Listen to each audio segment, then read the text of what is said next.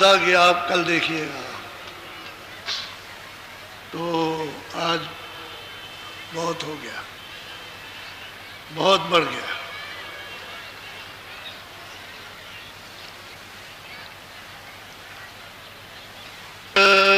गुरुदेव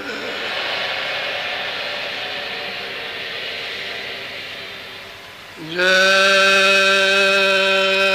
गुरुदेव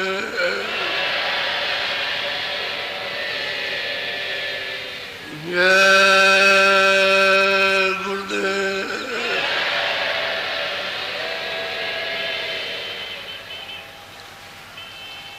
जय गुरुदेव। नाम किसका?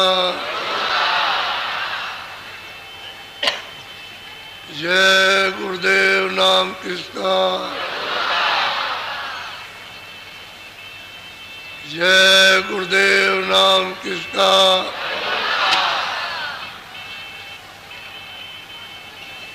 सतगुरु सतनाम तुमको लाखों प्रणाम।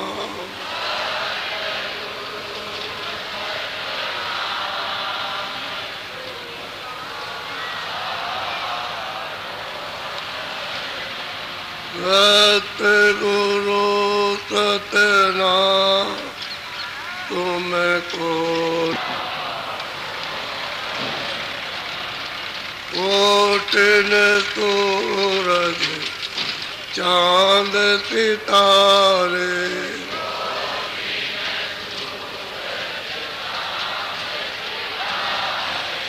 कोटिन सूरज चांद सितारे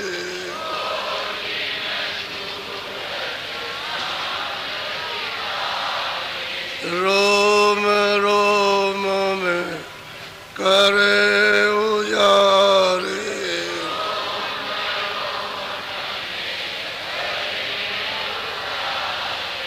रोम रोम में करे उजारे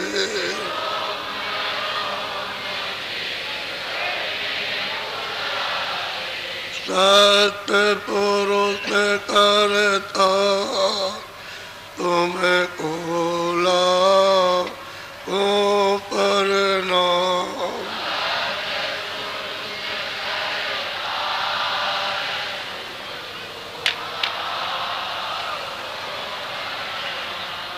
अरबों सूरज चांद सितारे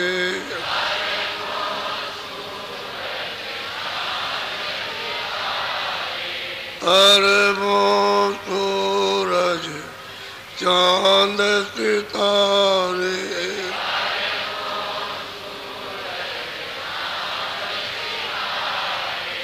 रोम रोम में करे उजारे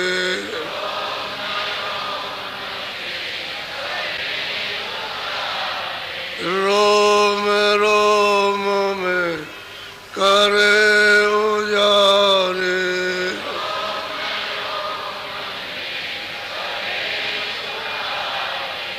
अलग पुरुष करता तुमको लाखों प्रणाम।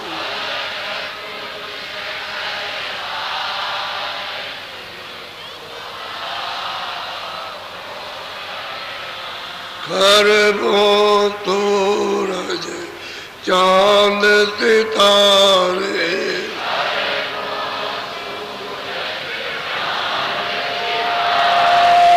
खरबों सूरज चांद सितारे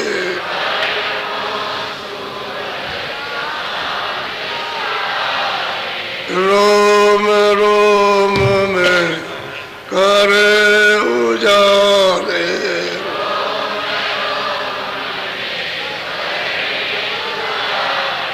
रोम रोम में करे उजारे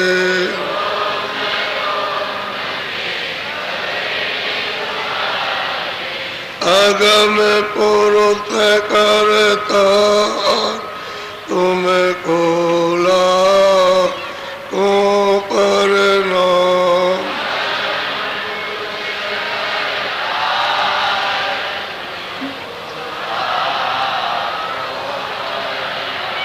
नील नील तसी मान उतारे।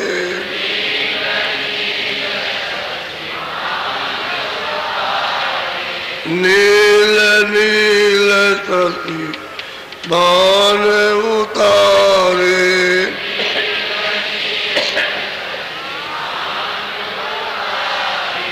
रोम रोम में करे उजारे।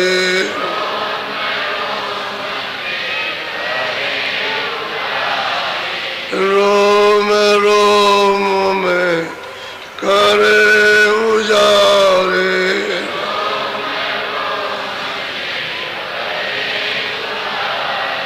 अनामी पुरुष करता तुम खोला को करना।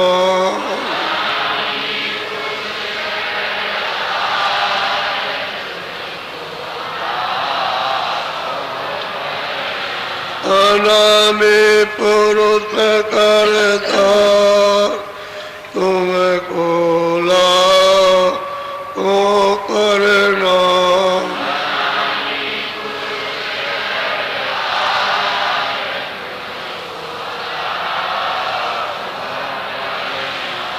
सतगुरु सतनाम तुम खोला को करना।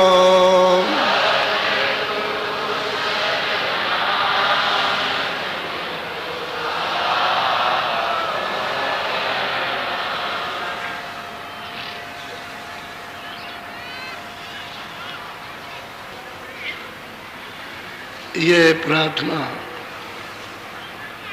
सतलोक से शुरू होती है, नीचे नहीं। इतना प्रकाश न तो ईश्वर में, जो सहजल कमल में बैठे हैं उनमें कुछ नहीं, ईश्वर में भी नहीं जो तीन लोक के मालिक है।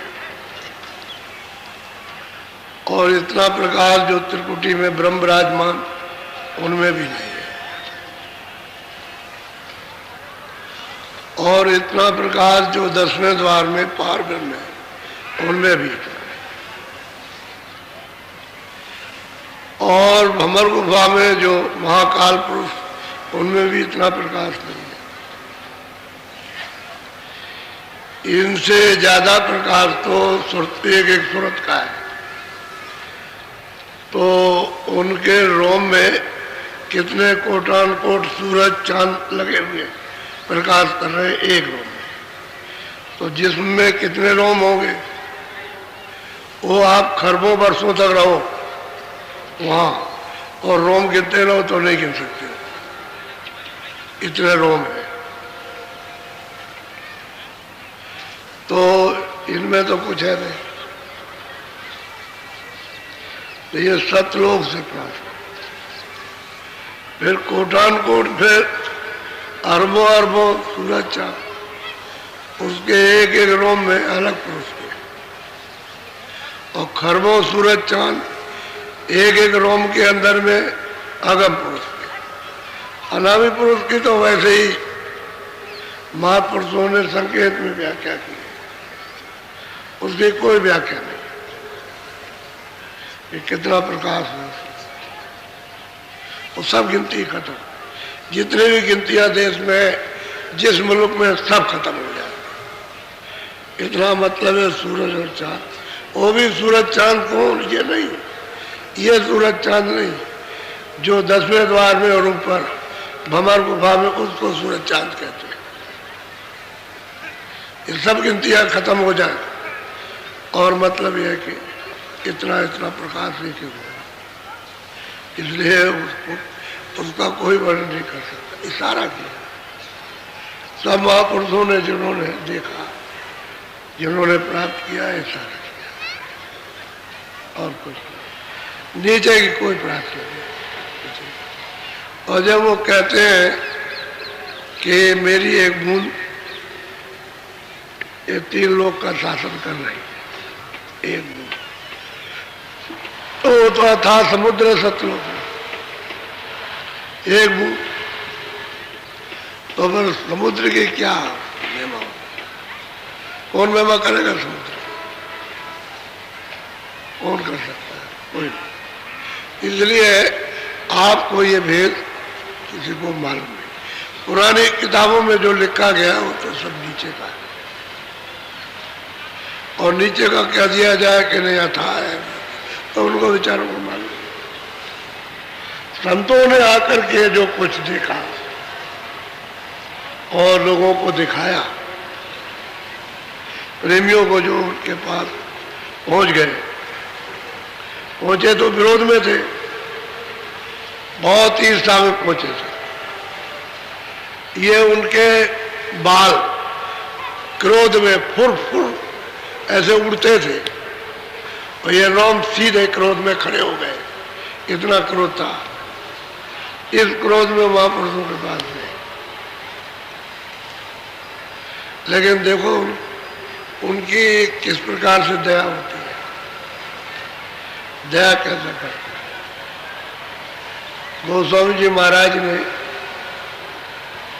अपने घर में रहकर उस मालिक को आज से अंत तक जब प्राप्त कर लिया, पा लिया उन्होंने, तब उन्होंने कहा कि यहाँ जीवों का काम नहीं हो पाएगा, यहाँ नहीं होगा, चलो बाहर करेंगे। तब फिर घर में प्राप्त करने, घर ही में प्राप्त कर लिया, घर से बाहर नहीं निकले। अब उनको गुरु मिल गए, तो उन्होंने घर ही में बैठ करके प्राप्त कर लिया। और जब इनके वचन को सुनने के लिए आसपास के लोग इनके घर पर भीड़ उमड़ने लगी, तो कहने लगे ये क्या, ये आफत क्या खड़ी कर दी। घर वाले समझते हैं आफत है ये आप तो बात ये सुनने के लिए आएंगे। अब कुछ ऐसा जब सुनने को मिलेगा जो कभी नहीं मिला, तो आएंगे ही लोग, तो आने लगे लोग और सुनने लगे। यहाँ तक उन्होंने बताया अपनी कलम से कि झाड़ करके गांव के अड़ोस पड़ोस के सब दर्शन करने के लिए आते थे। तो वहाँ घर कितना होगा, छोटा सा, जगह नहीं रहेगी। बहुत बड़े आदमी हो तो कितना घर है, घर तो घर ही है, आदमियों को बैठने की जगह चाहिए।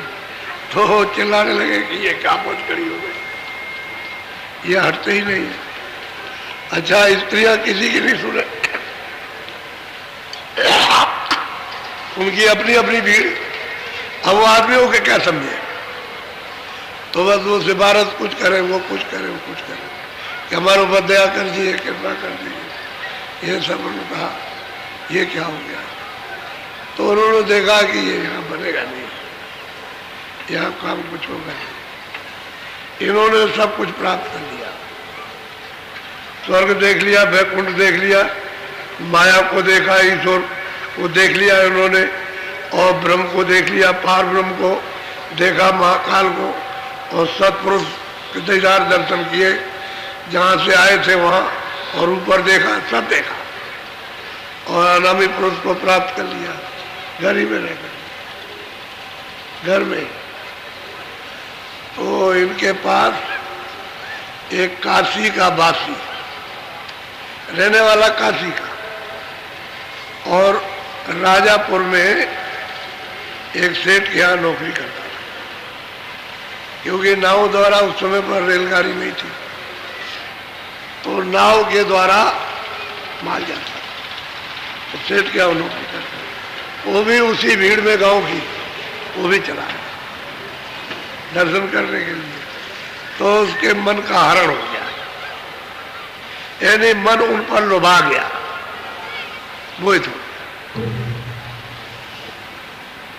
अब वो आकर के बैठ जाए सुने, बैठ जाए सुने, दर्शन करे, बैठ जाए सुने दर्शन। उसी भीड़ में जब वो सब चले जाए तो कुछ सेवा कर ले, जो कुछ उसकी समझ में आए वो सेवा कर दे, धीरे धीरे धीरे धीरे धीरे धीरे, और निकट में उनके पहुंचा तो सेवा करे। सेवा जब उन्होंने देख लिया कि किसी को नहीं चाहता सिवाय मेरे, और ऐसे कुछ अच्छा नहीं लगे, तो उससे कहा कि अच्छा हो इधर, तुमको रास्ता देते हैं। तो रास्ता उसको दे दिया और कहा कि तुम वहीं बैठ करके भजन कर लो। तो रास्ता पा गया और भजन करने लगा। तो इसका भजन 2-4 दिन, 10 दिन, 15 दिन तो कोई बात नहीं, लेकिन शुरू हो गया। अब इसकी लगन और प्रीति इस तरह की हो गई कि दिन में रह जाए, रात को भी रह जाए, न दिन को जाए न रात को जाए, सेवा करता रहे और वही करता रहे। तो कहने का मतलब यह है कि थोड़े ही समय में गोस्वामी जी ने इसको तो कर दिया पार, इसको पहुंचा दिया। अब उनके अंदर तो सर्वशक्ति थी, तो घर ही में रह करके ही इसको काम कर दिया, इतना हो गया काम। तब उन्होंने एक दिन पूछा कि भाई तुम्हारा कोई घर कहीं है? कह लगा हमारा घर काशी में। तो कब से नहीं गए? कि हम तो बहुत दिन हो गए, बस इतना ही चुपचाप छोड़ दिया और कुछ नहीं कहा। तो एक दिन आया, बोला, कहने लगा कि महाराज आपकी आज्ञा आदेश हो तो मैं काशी चला जाऊं, क्योंकि आपने किसी अच्छे के लिए आपने पूछा, तो आपका आदेश हो, आज्ञा हो तो चले जाओ। तो उन्होंने कहा जाओ। वो तो चला गया काशी। जब उन्होंने समझ लिया कि काशी चला पहुंच गया होगा, अपना नाव से पहुंचाओ, पैदल पहुंचाओ, घोड़े से, या मतलब यह है कि और किसी सवारी से पहुंच गया होगा, तब इन्होंने रात को अपना जो कुछ पहले थे डोल डम्बर उठाया कि लुटा लिया और चल दिए सीधे काशी की तरफ। उस समय पर ये इस तरह की सड़कें होती नहीं, पगडंडी रास्ते थे, कच्चे रास्ते थे, दगड़े ऐसे।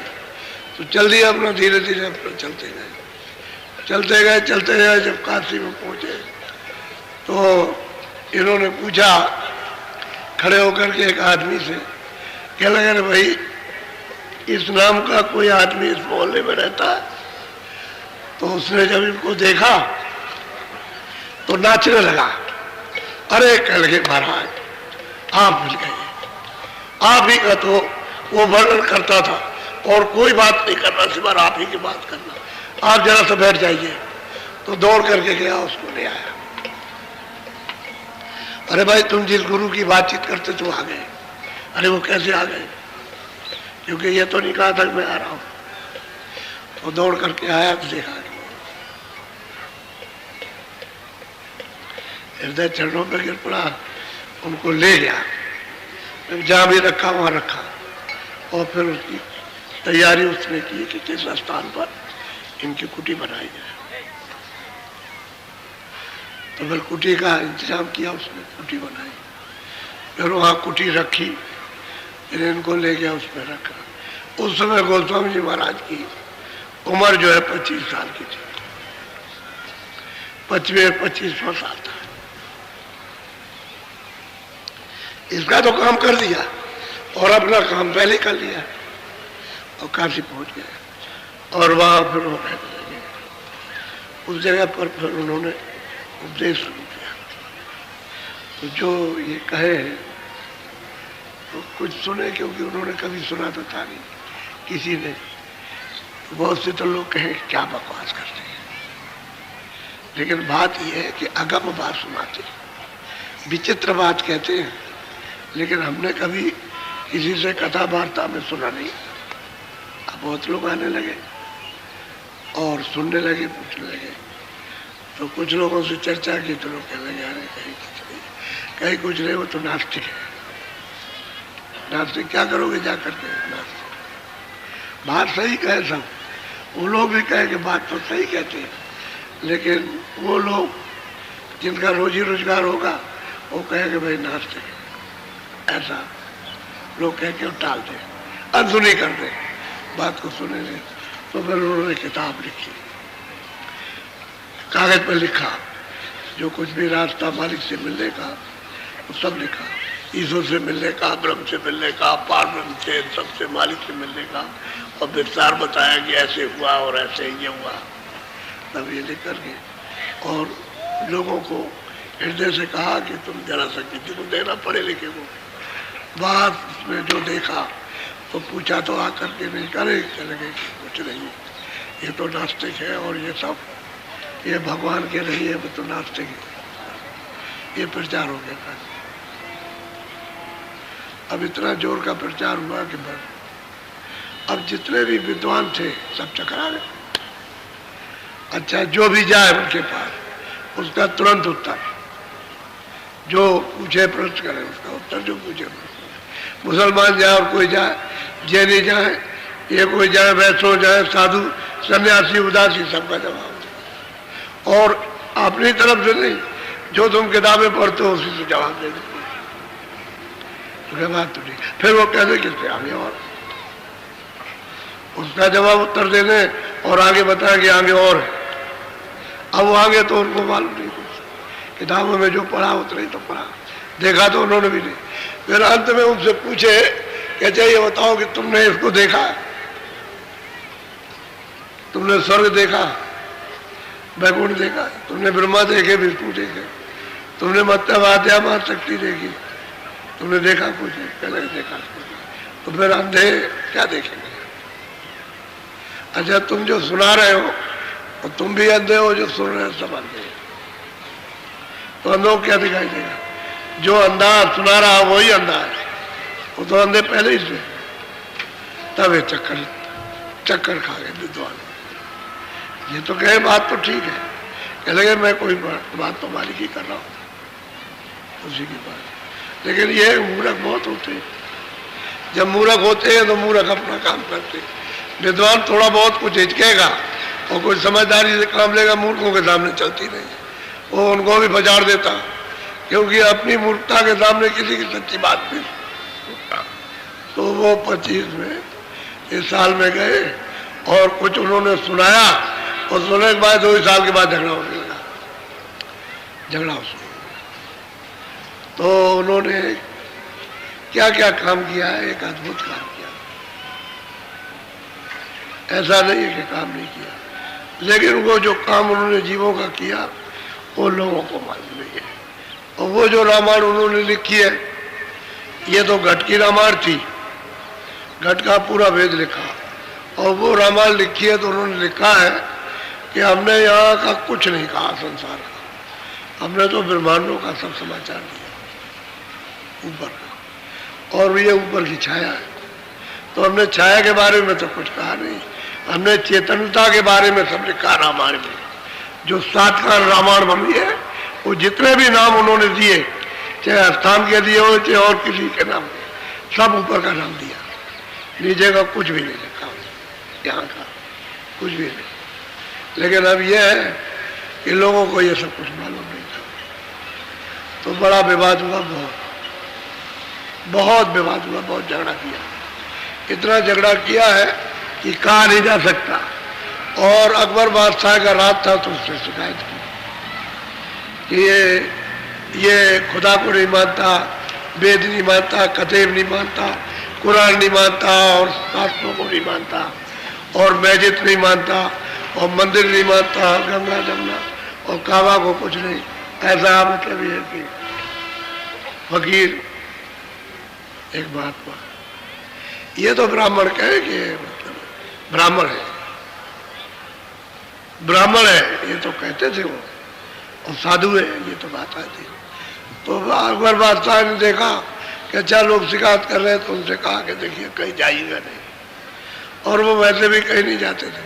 तो 6 महीने उसने छानबीन कराई, वो तो कोई बात इस तरह की करते ही नहीं थे, वो तो सबके लिए कहते थे कि कोई मुसलमान हो, कोई हो, हिंदू हो किसी जात का भी हो, आखिर में अंत में उसके ऊपर आफत आने लगी। अकबर बादशाह में मैंने कह रहे छोड़ो छोड़ो, कहीं कुछ नहीं, खबर दे दिया कि उसमें कोई बंधन नहीं। और उसी दरमियान में सब लोग जान गए, उनको जान गए। तो कहे वहां मत जाना, मतलब ये अगर तुमने उनका दर्शन कर लिया तो वो पाप लगेगा।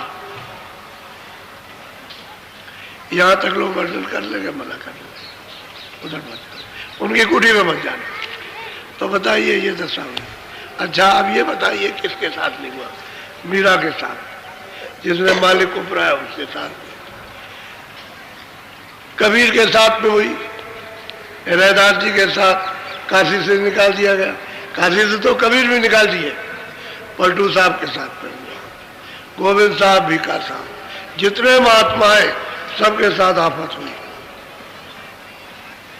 और उन महात्माओं को जो पूरे संत थे सबने नास्तिक कहा। किसी ने ये कहा कि ये आस्तिक है, तब नास्तिक। और जो मालिक को पाता है उसको आप नास्तिक कहते हो, कि वो नास्तिक जो नहीं देखता उसको आस्तिक कहते हैं। तो बताओ कितनी उल्टी दुनिया। भेड़ चाल नहीं है, ये भेड़ी चाल है। ये एक बार नीचे गर्दन करके गई तो कुएं में गिर गई, सब गिरती जा रही थी। यही भेड़ चाल है इसी को।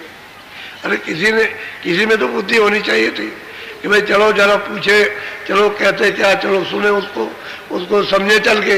ये तो किसी ने नहीं, सब नास्तिक नास्तिक नास्तिक चल रहा। अब पीछे से जब ये मामला कह सुन करके रोज रोज वही बात, तो ये सबको बुरी लगती है। रोज नहीं होनी चाहिए, रोज रोज वही बात, रोज रोज वही बात। तब लोगों ने सोचा कि भाई जिसकी चर्चा रोज रोज चलती रहती है, दूसरी और कोई बात नहीं, तो उसको देखा जाए। अब इसमें से निकल जाएंगे समझदार। चलो देखेंगे, हम अपना प्रश्न करेंगे, जो हमारी समझ में नहीं आएगा हम पूछेंगे। क्या हमको कोई लाठी मार देंगे? क्या हमारी जान ले लेंगे? चलो देखा जाए। वहां गए, जा करके वहां तो पूछते हैं सब, जो कुछ जानते हो पूछते हैं। तो उन्होंने उसका जवाब दे दिया, जो पूछा तुरंत जवाब, जो पूछा तो हार गए विद्वान, हार गए। तो उन्होंने कहा भाई अब क्या करें, अब जो पूछते हैं उसका उत्तर दे देते हैं, बात खत्म हो गई। और क्या, और पूछ लेंगे, और कुछ पूछते हैं, पूछो और कुछ पूछो। तो जितना पूछ रहा था उनकी बात पूछने में कुछ रहा ही नहीं। तो फिर दूसरे अखाड़े वाले को ले आए, जो विद्वान हो उसको समझा बुझा के कि भाई हम तो हार गए और तुम चलो जरा, तुम बड़े विद्वान हो और तुम मतलब वहां चलो। तो सब पंथ के लोगों को ले आए और सबका उन पंथों के मुताबिक सबका उत्तर पहले वो कि जिसको तुम मानते हो उसका उत्तर ले लो, और उसके बाद फिर आगे। तो वो भी हार गए बेचारे। तो जो हारते जाओ लगते जाए, वो लग गए। उनके बाद बैठने लगे और बैठ करके खूब समझने लगे और रास्ता ले लिया, भजन करने लगे। अब वो लोग कहने लगे, ये जो विद्वान थे अंगवाकार, ये बैठ गए और ये भजन करने लगे, रोज आते और जाते, ये भी नास्तिक हो गया। वो अंगवाकारों को भी नास्तिक कहने लगे, ये भी नास्तिक, इसकी बुद्धि भ्रष्ट हो गई। असल में बात यह है कि महात्माओं को सबने कहा, कोई बचा अच्छा नहीं है। सब नानक जी को परेशान किया, जितने भी आए, लेकिन ये है वो तो मतलब है जीवों पर दया ही करते हैं, इस जाल से निकालते ही है। उनके बाद और तो कोई सामान ही दया करने का, दया करने का सामान है, कोई उनको सजा देने का तो है नहीं। तो जीवों को, क्योंकि वो तो सब एक ही घर से आए, तो जो दया का सागर जो दया लेकर के आया, वो तो यार कुछ जुल्म उनके साथ करेगा नहीं, तो दया ही करते गए। अब जीव बेचारे अब फंस गया करके तो भटक गया। वही समझा रहे कि तुम यहाँ भटक गए हो, तुमको मतलब ये है कि वहां से आए और ये मांग करके ले आए हो, तुम यहाँ पर भटक गए, रास्ता रुक गया तुम्हारा। अब वो कहते हैं चलो हम तुम्हारा रास्ता खोल दें, चलो मालिक के पास जहाँ से आए। तो चीज ये है। तो सबसे पीछे प्रियलाल, ये पीछे थे। तो ये जब सुना इन्होंने तो कह लगे हमारा पंथ तो बहुत ऊंचा है, हमारे पंथ के बराबर कोई पंथ नहीं। ये गए, इन्होंने पूछा पाया, लेकिन साधु भाव था। श्रद्धा थी, कोई झगड़ा करने के लिए नहीं गए थे पूछने। तो वहां जब उन्होंने सब बताया, इनके पूरा पंथ का बताया, तो ये सब साधु भाव में तो थे, तो जब चुप हो गए बोलना बंद कर दिया और सुनने लगे और रोज आए। तो इन्होंने भी अर्ज की कि हमको भी रास्ता बता दिया, आज तो रास्ता बता दिया और अपना साधन भजन करने लगे। तो जो जो प्राप्त होने लगा वो सबने वर्णन किया। ये बड़े बड़े धुरंधर विद्वान काशी के, उनको प्राप्त होने लगा, उन्होंने वर्णन किया। स्त्रियों को प्राप्त होने लगा, स्त्रियों ने वर्णन किया, सब बताया। मुसलमान आए, उन्होंने वो जब लग गए उनको बताया, तो उन्होंने जो प्राप्त किया वो वर्णन किया। तरफ से तो एकदम से भागते हैं कि यहाँ से कहीं मिल जाए, वहां से। भजन बिना कुछ नहीं होगा, चाहे जितना तुम भागो।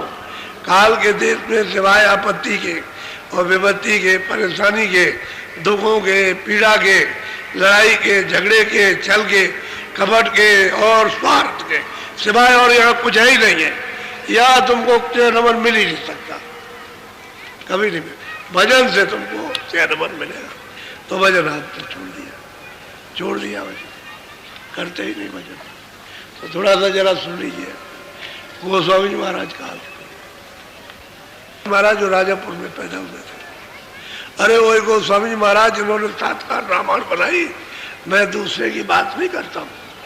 वही गोस्वामी जी है जो संवत 1589 में पैदा हुए थे और 1680 में जिन्होंने वहाँ काशी में वरुण नदी के किनारे संवत 1680 और नदी वरुण के थी, सावन शुक्ला सप्तमी और तुलसी तजो शरीर। ये उन्हीं की बात कर रहा हूँ, मैं दूसरे तीसरे की नहीं बात करता हूँ। जो राजापुर में जिनका जन्म हुआ था, उन्हीं की बात। आपका राजापुर तो ही उत्तर प्रदेश में, ये इधर में हमीरपुर है जमुना जी किनारे, और उसके बगल में बांदा है, और जमुना जी के बिल्कुल किनारे पर उनका गांव है राजापुर। और राजापुर बड़ा प्रसिद्ध गांव है, राजापुर बहुत प्रसिद्ध गांव है, और उसी को बुंदेलखंड कहते थे। वो बुंदेलखंड में शामिल है, पहले बुंदेलखंड, क्योंकि बुंदेला वहाँ ठाकुर रहते थे, इसलिए वो सब क्षेत्र बुंदेलखंड है, वहाँ के रहने वाले थे। और ये काशी चले गए तो वहीं पर उनकी कुटी बनी। बोलो जरा सुन लीजिए थोड़ा। अरे मैं प्रिय लाल जो आए, करे पर नाम छुए थे न पाए। पहले जो लोग आकर के और उठ गए, जो कुछ भी अपना अपना साधन भजन जो कुछ प्राप्त किया था वो बताया और आज्ञा लेकर के वो लोग तो चल दिए, तब तक ही आ गए। इन्होंने भी प्रणाम किया, उनके पैर छुए प्रणाम किया और उन्होंने पूछा कैसे आए, तो कुछ कहना चाहते थे बड़े सादर भाव से, क्योंकि जब कुछ मिलता है तो चेहरा खिल जाता है, खिल। जब कुछ मिलता है तो गोस्वामी जी ने उससे कहा हृदय से, देख हृदय पियलाल की शकल देख, इसकी शकल देख, इसको मिल गया ना, देख कितना खुश है, चेहरा देख खिल गया, इसका चेहरे पर रौनक आ गई, खिल गया, यानी मस्त हो गया। जब चीज मिलती है तो मस्त होता है। बोलो इतने उनके बाद तुरंत फिर वो आ गए प्रियलाल और कुछ सुनाना चाहते हैं, गोस्वामी जी महाराज को कुछ सुनाना चाहते। बोलो।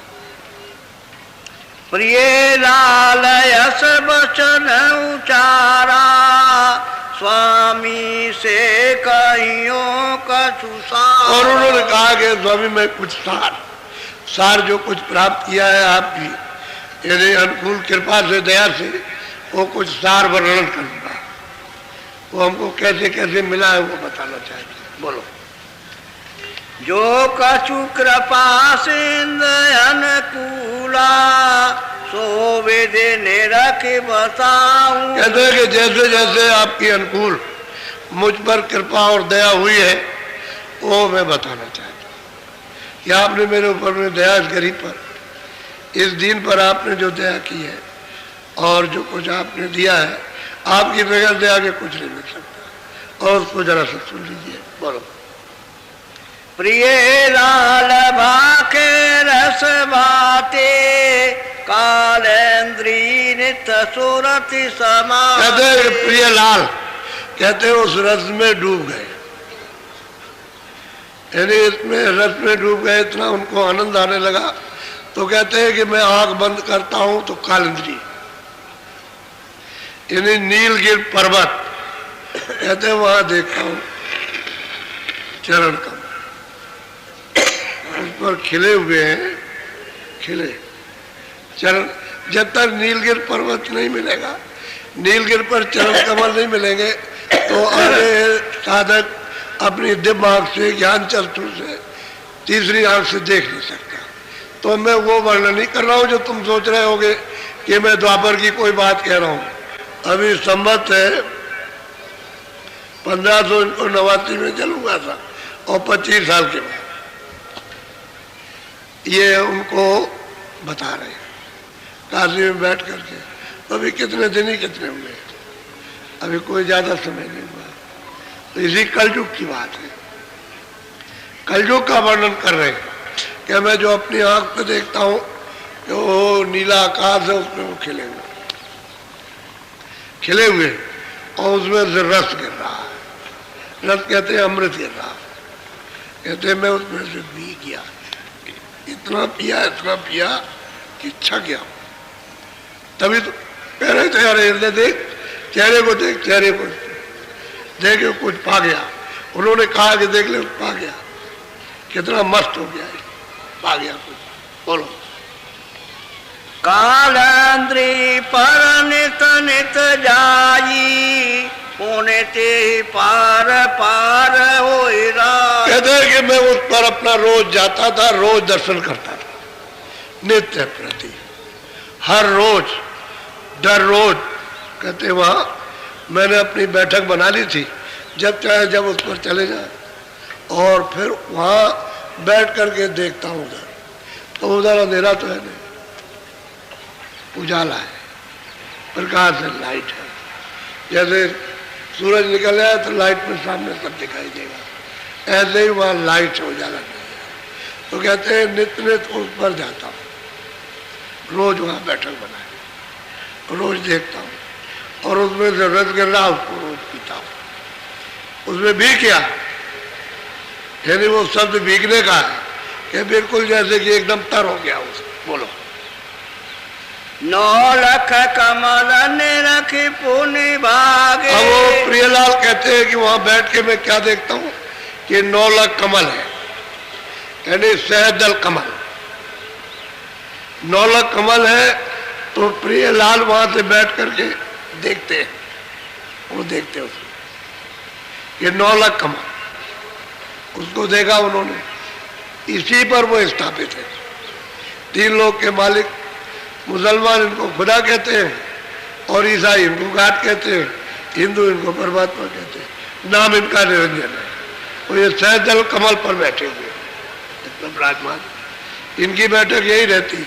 और 3 लोक के मालिक हैं, तो इनके जो चारों तरफ सूक्ष्म लोग, उसके नीचे जो है वो जैसे स्वर्ग में कुंड, वो लिंग लोक, और उसके नीचे ये है मृत लोक, इसको पिंड लोक कहते हैं, और ऊपर वाले को अंड लोक, और उसके ऊपर में सूक्ष्म लोक, ये 3 लोक के मालिक हैं। इनका स्थान सहजल कमल में। तो कहते हैं कि जब मैं वहां नीलगिर वो पर्वत पर कमल पर गया, बैठा चरण कमलों में, और खूब पिया, सराबोर हो गया, तो आगे खिसक के देखता हूँ, यानी खिसकने का मतलब आगे चल करके देखता हूँ कि 9 लाख कमल, उस पर ये विराजमान बैठे। यानी इनका भी ऐसा नहीं, महल है इनका, बहुत सुंदर इनका महल। अगर देख लिया जाए तो बड़े बड़े कहते हैं कि सिर गर्दान हो गए, आगे जाने की इच्छा ही खत्म हो जाती है। इस तरह का इनका दर्शन है, यानी छोटा मोटा दर्शन नहीं है, बहुत दर्शन। इसी को सब लोग देख करके और कहते हैं बस यही सब कुछ और आगे कुछ नहीं है। तो कहते हैं प्रियलाल के स्वामी मैं उसको देखता हूँ, वो नौलख कमल है उस पर विराजमान है और उनका साक्षात्कार दर्शन हो। अभी अपने साधन का हाल वितरण कर रहे हैं। बोलो। सहस कमल के चली गई पाग, इसको कहते हैं सहदल कमल। कहते हैं कि इसके पार, सहदल कमल के पार गई, उस पार। तो उधर में कारण लोग है, जब पार जाएगी तो कारण लोग है, और यहाँ पहुंच करके नीचे सब दिखाई देता है। नीचे का जितने भी लोग हैं सब दिखाई देगा, कोई बाकी नहीं साहब। यहाँ भी दिखाई देगा, वहां भी नरक भी दिखाई देगा, वहां ब्रह्मांड में वो भी दिखाई देगा, और बहुत लोग हैं इसी सहदल कमल में। तो कहते हैं कि स्वामी उसके आगे गए, उसके आगे आगे उसके उस पार। और गोस्वामी जी महाराज ये कहते हैं रामायण में कि मुंदो नैन, मैंने बाहर की दोनों आंखें बंद की तो ये अंदर की आंख खुली, और त्रिशत में बहुत तृप्त हुआ। यानी मतलब जब उनको वो पीने को मिला तो भी तृप्त हो गए। मोह विलोक राम मुस्काई, सहदल कमल में राम विराजमान है, तीन लोग के, वही मतलब है खुदा और गान, वो विराजमान है। कहते हैं मैंने उनको देखा, मुझे देख करके और मैं उनको देख के तो हंस पड़े, खुश हो गए। आप ही की रामायण में जिसको पढ़ते उसी में लिखा है, हंस गए तो मैं उधर चला गया। यानी उधर का मतलब उस तरफ, उधर का मतलब पेट में नहीं, पेट उधर नहीं है, उस तरफ चला गया, उधर उस पार में। कहते हैं उधर जब बीच में खड़ा हुआ, उधर माज सुन अंडा जराया, तो सब मैंने अंड की रचना जितने भी स्वर्ग वैकुंठ की थी अपनी आंख से सब एक एक करके देखा। वो समझ कहते हैं सब देखा। उधर माज सुन अंडा जराया और देखूं बहुत ब्रह्मांड निकाया, बहुत से ब्रह्मांडों को वहां खड़े होकर के देख रहा हूं अपनी दिव्य ज्ञान चक्षु से। और वो ये कह रहे हैं नौलख कमल सहदल कमल के पार, उस पार उधर जाकर के उधर देखता हूं। तो ये सब देखने लगे, सब दिखाई दे रहे। कृपा हो गई उनकी, दया हो गई। गोस्वामी जी महाराज पर दया गुरु की हो गई, इन पर दया गोस्वामी जी की हो गई, और ये अपने अभ्यास को वर्णन कर रहे हैं। स्वामी आपने जो कृपा दया की है, हम तो आए थे परीक्षा लेने के लिए, लेकिन आपने हमारे ऊपर अनुकूल दया कर कृपा, और ये जो आपने दिया उसको लेकर के आए, उसको सुन लीजिए। बोलो। हाँ। सागर खिर की समुद्र माही, द्वार पैठी के सूरत। कहते हैं कि सहदल कमल के पार, कहते हैं कि समुद्र, ये तीन भवसागर इसको कहते हैं। कहते हैं कि इसकी एक खिड़की है पार जाने की, ये भवसागर, ये पिंडलोक, अंडलोक, और ऊपर में सूक्ष्म लोक और ब्रह्मांड लोक, ये सब के सब भवसागर, इसमें वापस आ जाएंगे। तो कहते हैं कि हमको वहां उस पार जब हम गए तो हम देखते हैं कि सामने एक बहुत बड़ा दरवाजा यानी खिड़की है, वहां दिखाई दे रही है। अगर उस खिड़की में चले जाए और उस पार हो जाए तो पार उतर जाए, और खिड़की के अंदर रहे तो इस पार रहेंगे। तो कहते हैं मैं उसको देखता हूँ, तो अंधेरा तो है नहीं, कैसे ही आंख से देख रहे हैं, इसके माने बहुत प्रकाश है, बहुत प्रकाश। उस प्रकाश में वो सहदल कमल के उस पार वो देखते हैं, तो जब बहुत से ब्रह्मांड दिखाई देते हैं तो प्रकाश ही में तो दिखाई देते हैं। तो ये प्रकाश सूरज का नहीं है, ये वहां सूरज नहीं है, न चांद है न ये तारे, वो तो दूसरे चांद और तारे वहां, ये नहीं है, वो तो सब चेतनी चेतन है, वहां जड़ का तो कोई नाम नहीं है, ये वहां जा भी नहीं सकते, ये कोई भी निशान मानी जा सकता। तो कहते हैं कि मैंने समुद्र पार जाने की, यानी प्रियलाल कहते हैं स्वामी मैं खिड़की देख रहा हूं पार जाने के लिए, खिड़की है। अब वो पूछना चाहते हैं कि स्वामी ये ठीक देखा कि नहीं, इसलिए पूछ रहे हैं कि ये स्वामी जी ठीक है कि नहीं है, ये वो जो हमने देखा वो गलत तो नहीं है, कि हम इधर उधर तो नहीं कहीं बह गए, तो उन्होंने कहा नहीं ठीक है। बोलो बोलो। देखा जाए वह अजब तमाशा, सूरत लीन कोई पहुंचे दासा। कहते हैं कि भाई अगर कोई वहां कौन पहुंच सकता है कि भाई अगर कोई वहां पहुंचा हुआ महात्मा मिल जाए, उसका अगर साथ कर लिया जाए तो वहां पहुंच सकता, बाकी वहां कोई नहीं जा सकता। भाई 3 लोग के पार कैसे जाएगा? जब तक उधर पहुंचा हुआ नहीं मिलेगा ले जाने ले आने वाला, तब तक उधर कोई जा नहीं सकता। अच्छा, और कौन सुनेगा? जो देख करके बता रहे हो सुनेगा कौन? जो जानने वाला होगा वही तो सुनेगा, दूसरा कोई नहीं सुन सकता। बोलो। अधर उधर मदे माई बाटा, अंड फोड़ता चढ़ गई घाटा। अब वो कहते हैं कि भाई इधर उधर इसी के बीच में रास्ता है। वो तो खाने की धार है कि सुरग को अगर साध लिया, दृष्टि को अगर साध लिया और इधर उधर किसी दृष्टि में बहकी नहीं और सीधी मतलब है सद गई, सीधा निशाना लगाया, क्योंकि बड़े चित्र हैं, बड़ी भारी अद्भुत रचना। तो मान लीजिए रचना देखने में उसे बड़ी भारी अद्भुत रचना, तो मान लीजिए रचना देखने में उसे अच्छी लगने लगी तो चाल रुक जाएगी, क्योंकि वहां तो तरह तरह के अद्भुत जैसे बाजार लगे, जैसे रचना चित्रकारियां तमाम चीजों की, 1-2 है कुदरत का और सब चेतनी चेतन है सब। तो कहीं अगर देखने में फंस गया तो रुक गया। तो कहते हैं जिसकी सूरत सद गई, साध ली उसने, यानी दृष्टि इधर उधर नहीं जाती किसी प्रलोभन में किसी तरह, तो खिड़की पे पहुंच करके पार उतर जाएगा, पार जाएगा उस पार में। तो इसको कहते हैं कारण लोक। ये ब्रह्म का लोक है, कारण लोक। उस पर ओम विराजमान है, उनका वो अलग देश है, इनका अलग है, उनका अलग है। वो इससे भी बड़ा उनका ब्रह्म का इससे भी बड़ा देश है। ये तीनों लोग उसके सामने कुछ नहीं है। ये सब लोग और स्वर्ग वैकुंठ जो 14 लोग हैं, 14 भवन है वो, और जो सूक्ष्म लोग जिसमें बैठे हुए वो, इसमें कितने यानी ब्रह्मांड है वो उससे बड़ा उनका ब्रह्म का राज है। छोटा मोटा राज नहीं है, बहुत बड़ा राज। कहते हैं कि अगर वो खिड़की पर साध ली और इधर उधर कुछ नहीं देखा और सामने निशाना मारा तो खिड़की जो है खुल जाएगी, इसके पार हो जाएगी। तो कहते हैं जब हम उसको ऐसे साथ करके चलते हैं तो इधर उर्द में इधर उधर और सीधा जाते हैं तो 2 दिखाई देता है और मालूम होता है, और जरा सी दृष्टि इधर उधर गई तो रास्ता छूट जाता है। वो बता रहे हैं, वो सुना रहे हैं उनको कि हम जरा सुनाते थे अपनी बात को। बोलो। सूरत नित नित बड़े बड़ाई, ठहरे रही बहुत ठहरा। अब प्रियलाल कहते हैं कि स्वामी सूरत यानी उधर बढ़ती जाती है, रोके रुकती नहीं है, आगे चलती जाती है, आगे सूरत।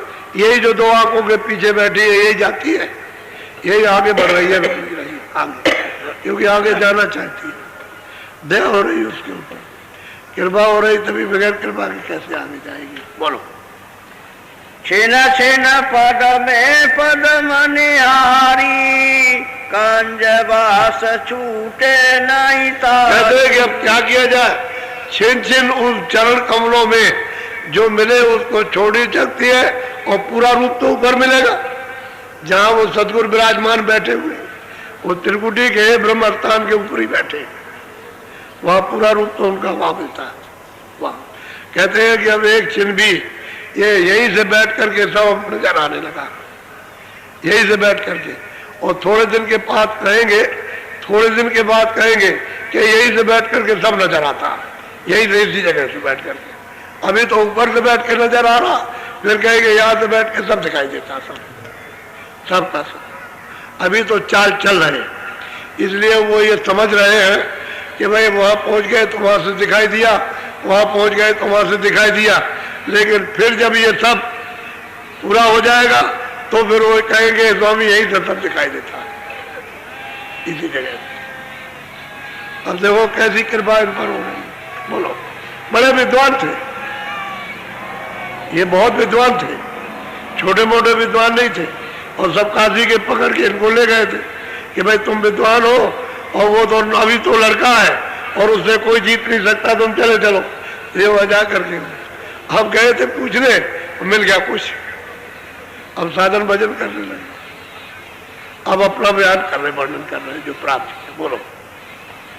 यही विधि दिवस रात लो लागा, कांजबास छूटे।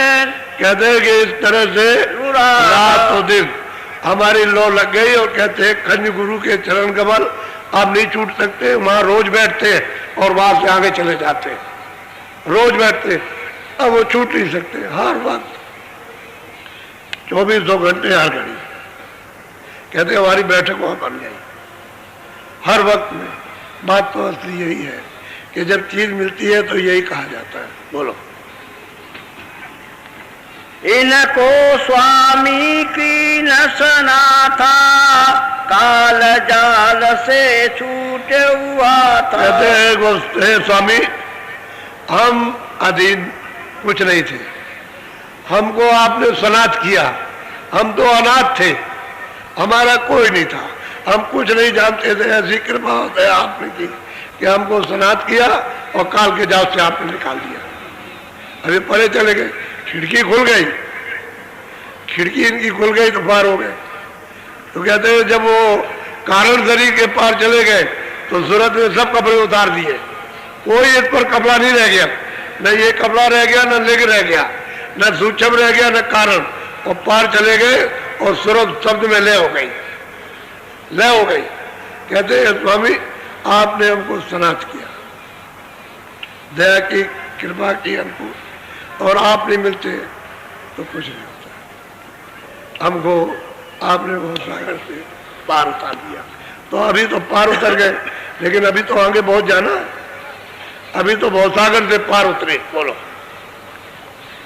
मुख से कस कस वरने सुनावा, तुम्हारी कृपा गम दर्शावा। कहते हैं कि आप जो कुछ भी आपने वर्णन किया है, जो दया कृपा हुई है, वो मैंने आकर के आपको सुनाया आपको, जो हमने गति को प्राप्त किया और जो आगे प्राप्त होगा वो आपको सब सुनाएंगे आकर के। तो ये उनके सामने सब वर्णन कर रहे हैं जो प्राप्त किया।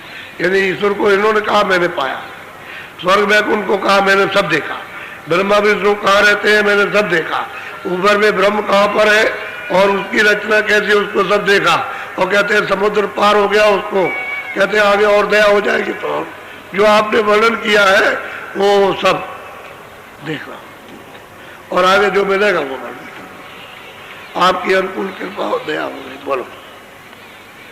मैं मति मंद वस्तु का पाऊं, मन मोटा जग गुरु का। और अपने को कहते हैं मैं मति का बिल्कुल अंधा, पागल और मन मस्त है। और मैं मतलब ये वस्तु हमको ये जो आपने दी कहाँ मिलेगी। और मैं वैसे भी जगत का गुरु कहलाता हूँ क्योंकि ये तमाम गुरुबाई का काम करते थे। जगत के गुरु ब्राह्मण थे और जगत में मतलब कंठी माला पहनाया करते थे। तो कहते हैं मैं तो जगत का गुरु था, मैं मति का मंद ऊंचा, यानी किसी की बात सुनता नहीं, और मन मेरा मोटा, मैं मुझे ये वस्तु कहाँ मिलती। आपकी अगर अनुकूल कृपा नहीं होती वो कहीं नहीं मिलती। कौन देता है? बोलो। मान माई बामन की जाति, ऊंचा चारे वर्ण और कहते हैं तुम्हें ब्राह्मण और मुझे तो मान चाहिए, मैं चारों वर्णों में ऊंचा हूँ तो मैं मान ही चारों तरफ मांगता रहता हूँ। मुझे लोग कहें कि भाई तुम बहुत बड़े हो, भाई तुम बहुत बड़े हो, बड़े हो, ये बड़े विद्वान हो और बड़े ब्राह्मण हो, ऊंची जाति में हो, तो मैं तो उस मान के मत में मस्त, मोटा मेरा मन, मति का मन से कुछ जानता नहीं। तो ये वस्तु बगैर आपकी कृपा के नहीं मिल सकती, आपकी दया हो गई तभी। अभी अपने आप को रो रहे कि मैं ये था, मैं इस तरह का था। बोलो। अंध घोर जग का जंजाला, नित नित मचे कर जन्मी काल। तो भाई क्या करता, मैं तो अंधघोर उसका काम कर रहा था। पहले आंख बंद थी, अंधा था और ये सब काम करता था तो जंजाल में फंस रहा था। अब पता चला कि जंजाल क्या चीज है। कहते ये सब कर रहा था बाहर का टिटिम्मा, तो ये जंजाल में फंस रहा था और जरा सा समय निकलता तो बस काल के जाल में चला जाता। अब वो खुद इस बात को कह रहे हैं कि बड़ा ढोंगी था और मती का मैं अंधा था, मती का ये दामन का मोटा था और बस जंजाल में फंसा हुआ था। आपकी वस्तुओं को कहाँ पा सकता था, तो आपने कृपा और दया कर दी। अब ये समझ में आया कि जंजाल क्या है। ये बोलो। तो सबसे बड़ी बात तो ये कि इतने चेले इन्होंने बनाए थे, ब्राह्मण थे और गुरु सबके थे, लेकिन कहीं भी ये नहीं आया कि फिर चेला इनके पास कोई आया। सबसे बड़ी बात तो ये हुई कि चेला इनके पास कोई नहीं गया। क्यों नहीं गया? कह लगे हमारा गुरु भी नास्तिक हो गया, ये प्रचार हो गया। इतना बड़ा, यानी मतलब है गुरु हो संसारी और उसके चेले हो, लेकिन एक भी कहीं प्रमाण नहीं आया इनका कि हमारे पास में कोई चेला आया। कह लगे नहीं, वो गुरु भ्रष्ट हो गया, नास्तिक हो गया, कोई ईश्वर को नहीं मानता। बताइए, ये है दुनिया, ये सारत की दुनिया है बहुत, इसी में फंसी पड़ी हुई है। ये किसी की नहीं है बच्चा, ये अपना अपना स्वार्थ सिद्ध करती है, ये दुनिया है ये। अरे भाई तुम चेले थे और गुरु उनको मानते, भाई गुरु जाएगा, चलो हम भी वही चले। अगर उसको कुछ मिला होगा हमको भी मिल जाएगा, उसको अगर पागल किया होगा तो हमको भी कर देंगे, लेकिन कुछ नहीं, नास्तिक हो गया, प्रचार हो गया, सब लोगों ने मुख खोल दिया। बोलो। तुम दयाल विदेशी कीना काल जाल सज सारई। कहते हैं कि आपने ऐसी दया और कृपा की है कि आप तीनों पर अनाथों पर दया कर दी कि काल के जाल से निकाल करके पार कर दिया। अब दोबारा लौट के नहीं आना, क्योंकि अब तो पार हो गए, समुद्र पार चढ़, कहते हैं चढ़ करके उस पार उतर गए और लौट के नहीं रहेंगे जब तक ये समय है, तब तक जितनी उम्र है तब तक तो रहेंगे, लेकिन पार उतर गए। यही रहते हुए पार, जिंदा ही पार उतर गए, मरने के बाद नहीं। और हम लोग कहते हैं मर जाएंगे तब पार उतरेंगे, तो आपने देखा है? अरे मरने के बाद कोई चिट्ठी पत्री आई कि मैं वहां पहुंच गया हूँ स्वर्ग में और बैकुंठ में पहुंच गया हूँ, यहाँ आ गया हूँ और तुम लोग ठीक अच्छी तरह रहना, मैं ठीक से हूँ या मतलब यह है कि दुख से हूँ? और कोई चिट्ठी पत्री नहीं, कहा गया खाने गया। और बस आप भी कहते हो कि बस मरने के बाद हम भी चले जाएंगे, ना अपने का पता ना उसका पता। अब वो कह रहे हैं कि भाई मुझको जिंदगी में आपने पार उतार दिया। बोलो। तुम नहीं कृपा करत यही भाता तो कर मन भो माही समा। वो स्वामी जी से कह रहे हैं कि स्वामी अगर आपने कृपा न की होती तो फिर बस इन्हीं कर्मों से जो कर्म कर रहे थे वो में 4 खानों में 84 लच्चियों ने नरकों में चला जाता सीधा, कोई बचा नहीं सकता। अगर आप मिलते नहीं तो आपने दया कृपा कर दी, बचा लिया। अच्छा हुआ कि उन लोगों से बला छूट गई, चलो कोई नहीं आया, अच्छा हुआ वही छोड़ के चले गए, नहीं बाद में हमको कुछ सोचना पड़ता और आपसे अर्जी करनी पड़ती कि वो हमारे पास लगे हुए तो इनका भी कुछ कीजिए। अच्छा हुआ छोड़ के चले गए, ये कह दिया इन्होंने कि अच्छा हुआ छोड़ के चले गए अपने आप, अपनी इच्छा से, और झंझट छूट गया। नहीं तो वो आते तो मैं उनके लिए प्रार्थना करता आपसे कि इन पर भी दया कर दीजिए, क्योंकि मैं तो जानता नहीं था, ये मेरे साथ में बने हुए थे, तो इनका भी कुछ कल्याण कीजिए। अच्छा हुआ चले गए।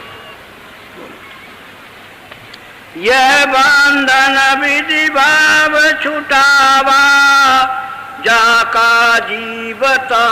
अब प्रियलाल कहते हैं कि स्वामी आपने वो कृपा की है कि यहाँ का जीव बना था, खुद नहीं सकता था, इन्हीं कर्मों में बंद करके वो 84 4 खानों में जा रहा था, आपने उसको छुड़ा करके और जहाँ का जीव उसी जगह पहुंचा दिया। जहाँ से सूरत आई थी वही पहुंचा दिया, जहाँ से जीवात्मा आई थी उसी जगह पहुंचा दिया, वही काम हुआ। तो असली चीज ये है कि लोग जानते थे किसी मत के टेकी हो जाते, रास्ता तो मिलेगा महापुरुषों से। और किसी मत के टेकी हो जाओगे, कोई भी मत होगा तो आपको रास्ता नहीं मिलता। क्यों कि जो बताने वाले वो सब अंधे, किताब में कुछ समझ नहीं सकते हो, तो फिर ये बताएगा कौन? देखने वाला तो बताएगा। तो किताबें तो कुछ देखती नहीं, किताबें तो महापुरुषों ने जो देखा उसका इशारा लिखा होगा, और इशारा हमारी समझ में आएगा नहीं। तो महापुरुष मिलना चाहिए, उसी के लिए सबने कहा कि महापुरुषों की खोज करो, महापुरुषों की खोज करो, वो मिल जाएंगे जो प्राप्त करने वाले, तभी आपको रास्ता बताएंगे। नहीं मिलेंगे तो रास्ता आपको नहीं मिलेगा और पार नहीं जा सकते हो। तो कहते हैं अच्छा हुआ कर्मों के बंधन से छूट जाते, आपने ऐसी कृपा और दया कर दी कि पार उतार दिया, और जहाँ का जीव था, जहाँ की सूरत थी, वही घर में उसी भंडार में आपने पहुंचा दी। बोलो। यह जग भूले अंध जीव खाना, मन अपने का ज्ञान बस कहते हैं कि जीव जो है एक तो अंधा अज्ञान है और खानों में चला जा रहा, इसको कौन रोके बेचारा, और अपने मन में समझता हम जो कुछ भी करते हैं और ठीक करें, तो अंधा भूला हुआ क्या करें बेचारा। और इसको बताए धीरे धीरे धीरे धीरे किस तरह से महापुरुष अपने पास बैठा करके फिर धीरे धीरे धीरे धीरे धीरे धीरे उसको पिला देते हैं और रास्ते में लगा देते हैं और पार करते हैं अपने मौजूदगी में। ये नहीं कि फिर का फेर रखे, तो उन्होंने पहुंचा दिया। जहाँ से सतलोक से तुरंत आई थी तो वहाँ सतलोक में पहुंचा दी, पार गए, निकल गए पार। बोलो। दीन होई संतन की लारा, तब पावे सतमत का द्वार। अब वो प्रियलाल कहते हैं कि स्वामी जो भी कोई दीन हो जाएगा, छोटा हो जाएगा, अनजान बन जाएगा, वही मतलब यह दीन अनजान, वही उस सतमत का संतोष है रास्ता। सतमत का कहते हैं दीन होगा और संतों के साथ रहेगा तो वो सतमत का रास्ता मिल जाएगा, तभी कृपा हो जाएगी। जब तक उसको सतमत का रास्ता नहीं मिलता, सत्य द्वार नहीं मिलता और वो रास्ता चलने का नहीं मिलता, तब तक कुछ नहीं हो सकता। उस दीन को मिलेगा, जो दीन होगा छोटा हो जाएगा वो पाएगा। संसार शुभ है, इसको ये छोड़ दो, मन से छोड़ो और बस दीन हो जाओ कि हम कुछ नहीं जानते, हमारे ऊपर कृपा दया हो जाए। बस दया और कृपा मांगो तो उनकी दया कृपा हो जाएगी, तो दो पा जाएगा। और नहीं मोटा रहा तो उसे कुछ मिलने वाला नहीं, मोटे का मोटे ही रह जाएगा। बोलो। वेद वेद में नाही स्वामी, समझे परी ये अखत का। अब वो प्रियलाल कहते हैं कि ये भेद, ये रास्ता, ये पहुंच, ये दर्शन वेदों में नहीं है, क्योंकि उन्होंने वेद भी पढ़े थे। उस समय पर तो वेद पढ़े जाते थे, आज के 400 साल पहले वेद पढ़े जाते थे, अच्छी तरह लोग समझते थे और विद्वान उसको समझाते थे। कहते हैं ये वेद वेद में नहीं है, ये और ये वेद से जा रहा है, ये तो अखत कहानी है जो कोई वर्णन नहीं कर सकता। बात तो सही है, वेद तो नीचे से बने, जो इन्होंने पाया देखा वो तो बहुत मुझे वहां वेद कहाँ, वेद तो नीचे से, वेद तो सूक्ष्म लोक से बने, वहां से बाड़ी आई जहां बैठे हुए वहीं से बाड़ी उच्चारण किया तो ये सूक्ष्म पर्दे में बैठे हुए। अब ये तो पर्दा वहां कोई नहीं है, ये तो समुद्र के पार जब गई तो वहां कोई पर्दा नहीं, वो तो सूरत शब्द में लय हो गई, शब्द रूप हो गई, वहां ये सब चीजें नहीं। तो कहते हैं कि ये गति और ये भेद और ये पहुंच, कहते हैं कि अकथ है, कथने में नहीं आ सकती और वेदों में है नहीं, क्योंकि हमने तो इसको देखा, जो आंख से देख रहे हैं वो देखा। वो तो कह रहे हैं कि भाई वेद तो यहां से उच्चारण हुआ, आगे तो है नहीं, और हमने आगे देखा। तो कहते हैं अगत कहानी है, ये वेद में नहीं है, तो कृपा ही से मिलेगी दूसरा को, और संतों से मिलेगी। जो संत वहां पहुंचे हुए अपने घर में, वो अगर मिल जाए तो मिल जाएगी, नहीं तो नहीं मिलेगी। बोलो। ये नहीं बूझे दृष्टि में आवे, पूरा सत्य गुरु मिले लखा। अब प्रियलाल कहते हैं कि ऐसे ये दृष्टि में नहीं देखा जा सकता, जब तक उसको पूरा सदगुरु नहीं मिलेगा तब तक ये चीज नहीं पा सकता। अब वो ये कह रहे हैं, यानी जो चीज देख रहे हैं, प्राप्त कर रहे हैं, अब वो ये कहते हैं कि हे स्वामी, ये मतलब ये बिना यानी पूरे के भी नहीं मिलेगा, उस दृष्टि में आ ही नहीं सकता। पूरा भेद ही मिल जाए, जानकार पूरा, आने जाने वाला पूरा, वो मिलेगा तो काम हो जाएगा। तो असली बात ये है, ये तो कुछ नहीं थे, ये तो अभी ऐसा ये रोए चिल्लाए कि आप उनके रोने चिल्लाने को देखिए कैसे कैसे रोए। इस वस्तु को प्राप्त करने के लिए कैसा रुदन हुआ। यानी स्त्रियां भी पति के मरने पर ऐसा नहीं रोती है, इनके पास तो धनधाम सब कुछ था, लेकिन धनधाम किस तरह से इन्होंने लुटा दिया, फेंक दिया, तो ये वस्तु को पा गए। ये तो संपन्न थे, किसी चीज की कमी थोड़ी थी। कहते हैं कि ऐसे भी कृपा से मिलता, पूरे सदगुरु से मिलेगा, अधूरा कांधा उससे नहीं मिल सकता। बोलो। बिना सती गुरु जीव भर में खाना, मुए पढ़े पढ़े ग्रंथ पुराण। कहते हैं कि बिना सतगुरु के जीव कहते हैं खानों में चला जाता है, कोई इसकी कमाल नहीं कर सकता, और पढ़ पढ़ के कहते जन्म बर्बाद कर दिया, चले गए, कुछ नहीं पाया। अरे तो खुद ही पढ़ते थे, ये खुद ही अंधे थे, वो तो कहते मैं अंधा ही था, मैं तो सभी कुछ पढ़ता था, मैं तो पढ़ा लिखा था, मैं तो विद्वान था, मैंने तो कुछ नहीं पाया और कुछ नहीं देखा। जब तक ये नहीं मिलते रहता हमको कुछ नहीं मिलता। अब वो कह रहे मैं दीन हूँ, मैं कुछ नहीं हूँ, मैं अनाथ हूँ, मैं तो पापी था, मैं तो घोर नरकी था, मैं अनजान था, अपर था, मन मोटा, सब कुछ वर्णन किया है इन्होंने। आपकी कृपा हो गई, दया। अब वो कहते हैं आपकी दया के बगैर काम नहीं करना, और जीवों को संकेत देते हैं कि जब तक पूरा नहीं मिलेगा तब तक कोई भी उसको प्राप्त नहीं कर सकता। पूरा मिलना चाहिए, और पूरी की खोज करो मिल जाएगी, क्योंकि सृष्टि में तो घूमते रहते हैं, सब देखते रहते हैं, सब कुछ कहीं ना कहीं यानी हिल्ला रोजी बहुत बहाने कहीं ना कहीं वसीला लगा देंगे, बुलाने का खुद मिल लेंगे जाकर के। आप खोज तो करो उनकी, खुद मिल लेंगे, रास्ते में मिल जाए। कितने लोगों को तो रास्ते मिल गए, चले जा रहे और जानवर चरा रहा, आके बैठ गया, कहले तेरे घर में कुछ है, कुछ भूख लगी है, कहले मैं अभी जाता हूँ, आप बैठिए मैं अभी ले आता हूँ। घर में वहां से कहता है बाबा जी आए, वो भूखे कुछ दे दे। अरे यहाँ कहाँ से आया, वो बाबा जी मुसंडे होंगे। अरे उठ लगे तू क्या, अरे भाई कुछ दे दे जल्दी से। तो और कुछ नहीं पाया, दूध ही ले भगा, और आकर के महात्मा जी को पिला दिया दूध। ओ माँ बड़ा बिगड़ी, गाली गलौज किया, दूध ले गया, ये ले गया। कह लगे देख तेरी माँ वो गाली दे रही है और कितना तुझसे बिगड़ रही है, मैं जानता हूँ कि तुझे मार पड़ेगी, लेकिन ले मैं तुझे रास्ता बता दूं, पहले रास्ता बताऊं तुझको दूध पीने का। तो उसको मैं डाल करके उसको अंदर का भेद दे दिया, कहा देख हमारी बात याद रखना, रोज भजन करना, भजन रोज करना। और यह हांडी ले जाओ, वही छीके के नीचे डलिया होती है, उसके नीचे इसको रख देना चुपचाप, और उससे कहना माई से कि मैंने कहा दूध पिलाया था।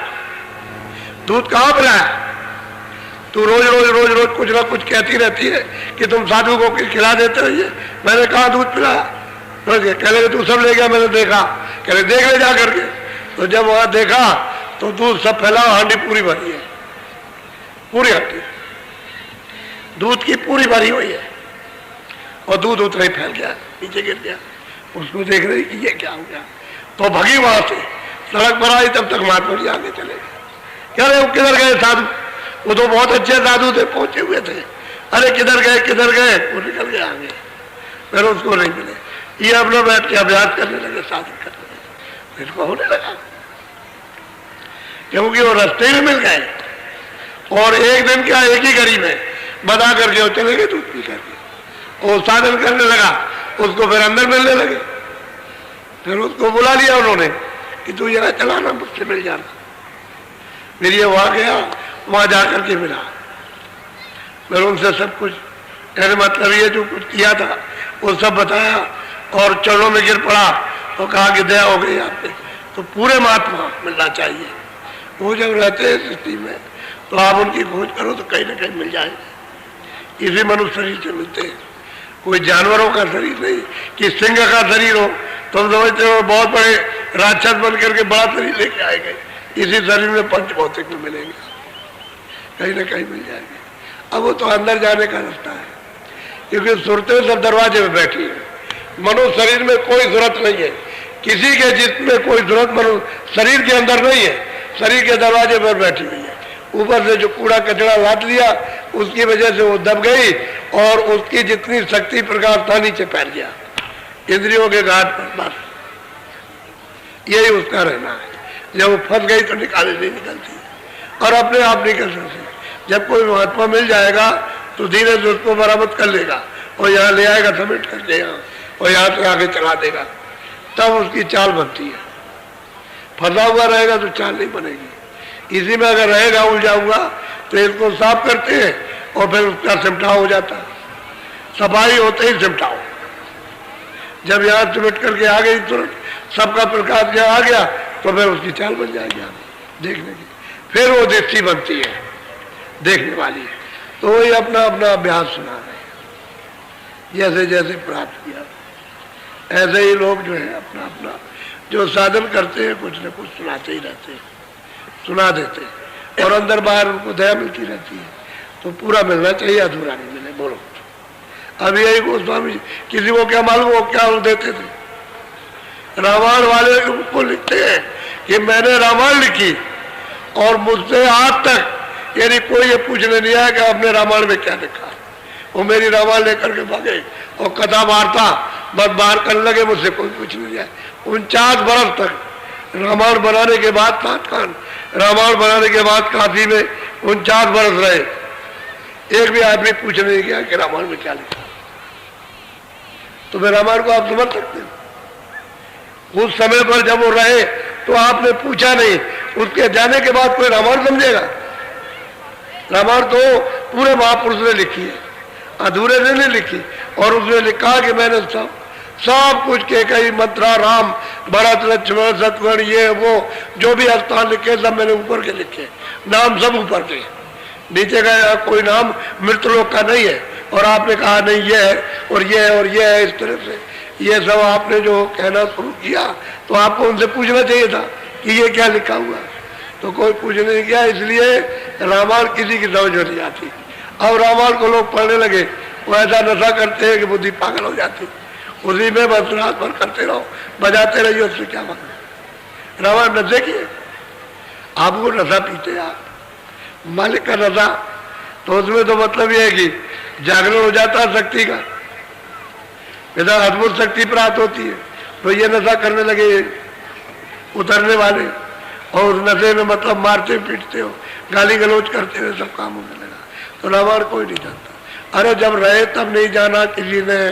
हे बच्चा 49 बरस तक वो स्वामी जी काशी में रहे, एक आदमी का भी दृष्टांत नहीं दिया है कि वो लोग रामायण ले गए मुझसे पूछने आए कि इसमें क्या लिखा है। तो रामायण किसी की समझ में नहीं आएगा। और कितनों को उन्होंने पार कर दिया। 49 बरस तक रहे तो उन्होंने काम किया होगा कि गुफा में चुपचाप बैठे रहे। ये तो उन्होंने 28 बरस की अवस्था में लोगों को ये कितनों को पार कर दिया और बाकी समय 42 बरस की अवस्था में रामायण बनाई और 49 बरस रहे। तो आप स्वामी जी महाराज को क्या समझे कि किसके पुजारी थे, किसको मानते? आपको कुछ नहीं मानते। बोलो बस करो। 1.5 घंटे से ऊपर हो गया। ये देखिए कल मैं बोला था तो कितना समुदाय आ गया नर नारियों का। अब अंदाजा आप लगाए तो आपको ये मालूम होगा कि ये क्या हो गया। और अभी कितने लोग रास्ते में ट्रेनों से और बसों से चले आ रहे, अभी आप पहुंचे नहीं है। ये दृश्य देखिए आप, ये मथुरा नगरी का दृश्य है, ये मथुरा का दृश्य है। तो इसलिए आप लोग अमोलक वस्तु को प्राप्त करो, क्योंकि 2.25 साल हो गए। ये देख लो, खड़े होकर देख लो, कोई अर्जा नहीं, वो तो तुम्हारे सामने। हाँ देख लो एक दूसरे को, थोड़े थोड़े देख लो। ये अच्छा बैठ जाओ, फौरन बैठ जाओ, फौरन बैठ जाओ, बैठ जाओ, बैठ जाओ। अरे भाई मैं बैठ के कोई आपसे झूठ बोल दूंगा? तुमको ऐसे ही सोचना चाहिए मैं झूठ बोलूंगा? क्या मुझे झूठ बोलने से मिलेगा? बैठ जाओ, बैठ जाओ। बोलो जय गुरुदेव। अच्छा बैठ के सुनो। बहुत लोग बीमार बन के आए हो कि चलो बाबा जी से कुछ ले आएंगे। तो असली बात यह है कि हमारे पास तो कोई कमर में नहीं बना हुआ कि आपको खोल के दे देंगे तो ऐसा, लेकिन कोई हिले रोजी कुछ आधार चाहिए। तो हमने एक दवा बना रखी है, साल भर हो गए दवा बनाते रहे हम, यही हम कहीं गए नहीं है इसलिए। तो अगर दवा बनाई तो आप लोग उधार तो दवा लेना नहीं, क्योंकि उधार फलती नहीं है, यानी मुफ्त का फायदा नहीं करती।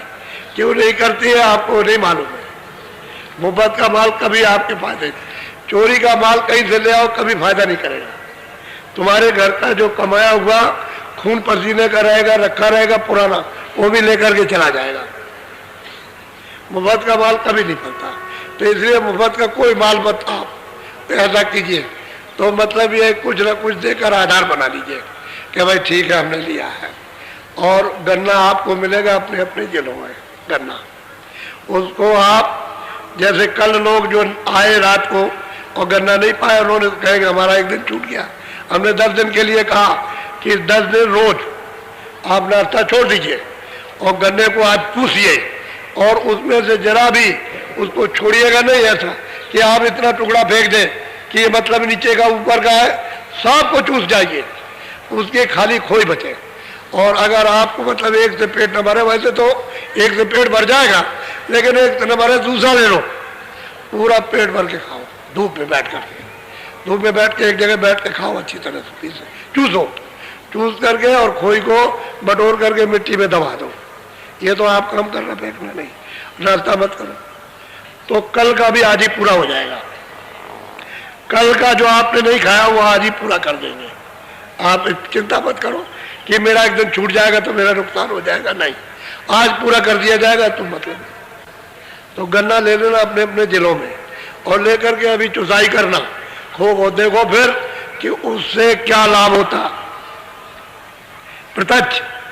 और ये जो अपने अध्यात्मवाद है भजन का, वो तो है ही आपका, वो तो मैं आपका हूं ही, उसमें क्या बात। लेकिन तुमने जो कर्म किए वो थोड़ा उसको बंद करो। ये हिंसा करना, गाय काटना, बकरी काटना, मुर्गी काटना, ये काटना, उसकी हत्या करना, उसकी हत्या करना, ये करना।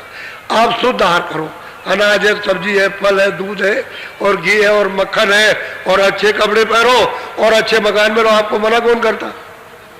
लेकिन आप शुद्ध आहार मत करो, इतना ही आपको बताया। बीड़ी, तंबाकू का सिगरेट पियो, हम इन चीजों के लिए मना नहीं करते, लेकिन और कोई नशीली चीज मत पियो कि बुद्धि आपके। इतना तो छोटी, ये क्या नहीं कर सकते हो? तुम्हारा घर सुखी हो जाए, तुम्हारे बच्चे सुखी हो जाए, स्त्री सुखी हो जाए, तुम सुखी हो जाओ, शरीर से ठीक हो जाओ उससे। और तुम अगर ये नहीं सोचोगे समझोगे तो तुमने अभी तकलीफ देखी कहाँ? अभी आपने कहाँ देखी तकलीफ? अभी तो शुरू होने का, अब उस रास्ता चल रहा, तकलीफ तो आगे आएगी। इसलिए बाबा जी बिल्कुल प्रार्थना करते हैं कि अनाज सब्जी साग खूब खाओ और शरीर से तुम स्वस्थ रहो। हम तुम्हारे लिए कामना करते हैं कि तुम शरीर से स्वस्थ रहो, क्यों तुम बीमार हो जाओ। मतलब एक तो आप उसका थोड़ा अनुसार कुछ आप पालन करो, कुछ खान पान को थोड़ा सा सुधारो, खाओ खूब, घी भी खाओ, फल भी खाओ, सब खाओ, लेकिन ये चीजें करनी हमारी ये विनती है आपके भले के लिए।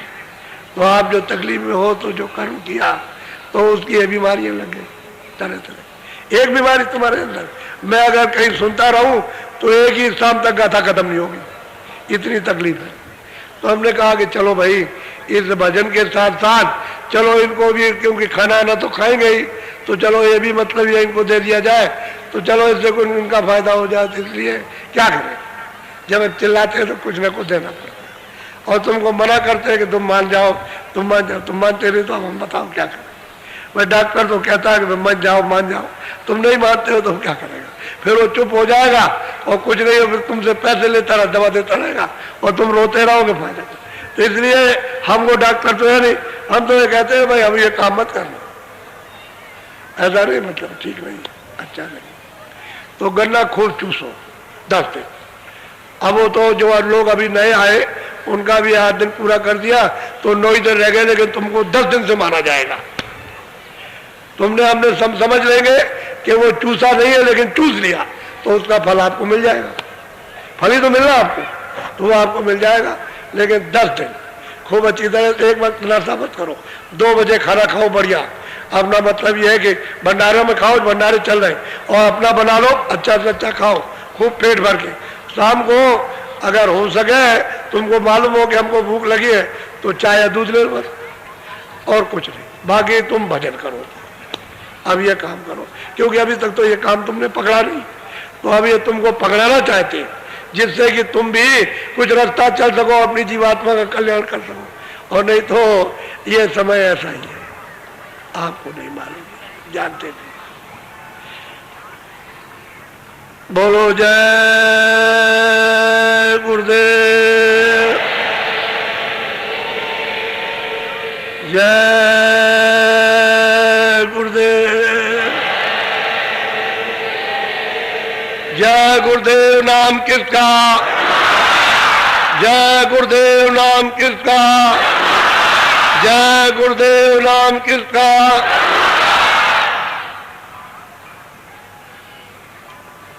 वो नामदान नहीं मिला, उनको शाम के सत्संग के समय नामदान दे दिया जाएगा। नामदान कहते हैं आत्मधन, जीवात्माओं का सच्चा धन, सच्चा खजाना।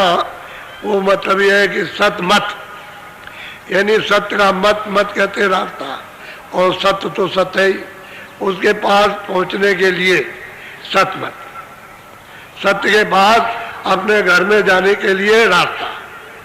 और शाम को नामदान मिल जाएगा। शाम को आप लोग इधर उधर घूमने मत जाना, शाम के सत्संग में रहना और नामदान अपना पूरा ले लो। और यहीं से अभी दिन है, तो यहीं से आज से ही भजन करना शुरू कर दो, जिससे कि आप कुछ अंतर में उन्नति कर सको। कुछ जीवात्मा को जगाकर, बोझा हटा करके दिव्य दृष्टि ज्ञान चक्षु तुम्हारा खुले, और अंदर में तुम देख सको कि हम किस तरफ से आए और तुम्हारा सुख क्या है, आनंद क्या है। असली चीज यह है कि अपना सुख, अपना आनंद, अपना ज्ञान जो चेतनता का, उसको प्राप्त करो और मंजिल प्राप्त करो जहां से आपको उतारा गया, और उसी प्रभु के पास पहुंचो जिसने सबको भेजा। उसी का, मैं कोई इधर उधर तो नहीं बहका रहा हूं, मैं तो ये कहता हूं कि प्रभु के पास चलो, जहां से आपको भेजा गया उधर चलो। आप तो इधर क्या चले जा रहे हैं? इधर तो अंधेरे में कहीं प्रभु मिलेगा नहीं, और प्रभु तो मतलब यह है कि प्रकाश का महासागर है, उसके यहाँ तो ये कुछ नहीं है। तो आप उसके पास चलो, आपको बहुत सीधा, बहुत सरल और मदद की जाएगी। आप क्यों घबराते हो? आप चलना सीखो, चल बड़ो कहो हम चलेंगे, अब चलेंगे तो उसमें मदद मिल जाएगी। आप कहो नहीं चलेंगे तो बस कोई मदद नहीं मिलती है, तो मदद लेना चाहिए। अरे भाई किसी ने कहा बोझा ले जाए, चल ले गठरी उठा, ले उसको उठवा दिया गठरी और सिर पर रखा दिया, अच्छा चल मैं पीछे पीछे चल रहा हूँ, चल गठरी ले वहां फेंक देना चल के, तो याद से उठाई वहां फेंकवा दी, मदद की, उठाने मदद, पीछे पीछे हिम्मत दे रहा कि चले चलो चले चलो, आप थकोगे नहीं, घबराओ मत, जब समय आए वो फेंक दे। तो असल में महात्मा ये कहते हैं, चलो हम तुम्हारी मदद करेंगे तो आपको चल देना चाहिए। अरे प्रभु के पास तो लिए चल रहे, जीवात्मा को ले जाएंगे, और तो कहीं गड्ढे में कराने की बात नहीं करते कि भाई कहीं फंसा रहे हो, कहीं उलझा रहे हो, और यही से चलाना चाहते हैं। ये मनुष्य मंदिर है, यहाँ दरवाजे पर ये जीवात्मा बैठी है, यहाँ उसको पता नहीं कि दरवाजा किधर है, तो उसको बताया जाए कि इधर दरवाजा और ऐसे चल, तो चल देना चाहिए। सीधा काम है, सरल। लेकिन आपको शुरू में मुश्किल मालूम होता है, लेकिन जब चलना शुरू कर देते हो तो सरल हो जाता है, फिर बहुत सरल है। यानी सुगम पंथ मोह पामे प्राणी, सुगम रास्ते से मुझको प्राणी प्राप्त कर लेता है, सुगम रास्ता हो जाता है।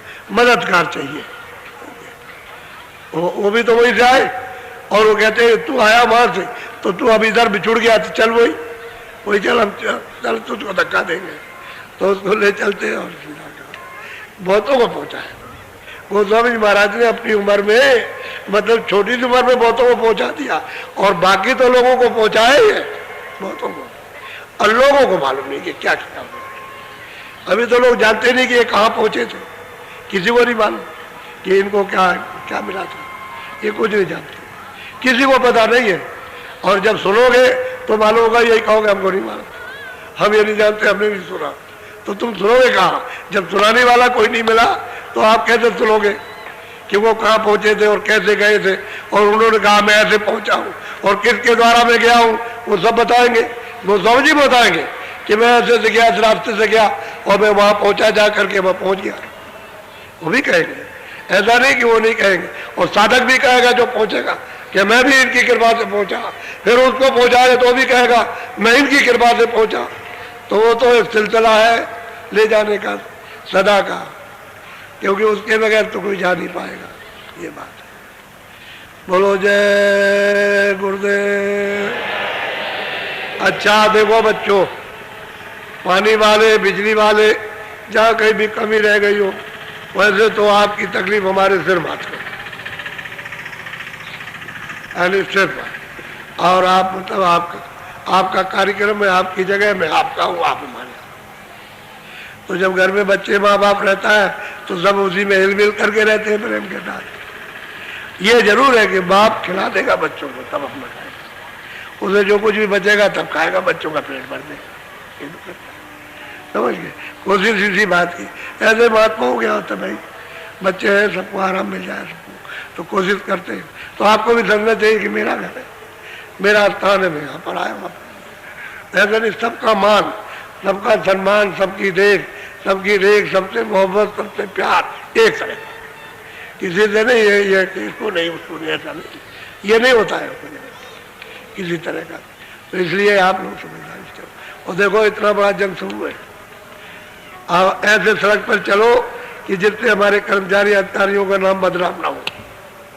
देख के चलो, ये हाईवे है, मोटरें आती है जाती है बराबर निरंतर चल रही है, आ रही है तो क्रॉस करो तो देख के करो, रोक के करो। प्रेमी सत्संगी ड्यूटी लगा करके रहे, इधर भी रोक करके रखे, उधर भी सबको निकाल दे, इधर आए उधर चला जाए देख के, ताकि कोई घटना ना होने पाए तो कर्मचारी अधिकारियों का नाम बदनाम ना हो। अपना ये भी ख्याल रखना, ये सब आपका काम।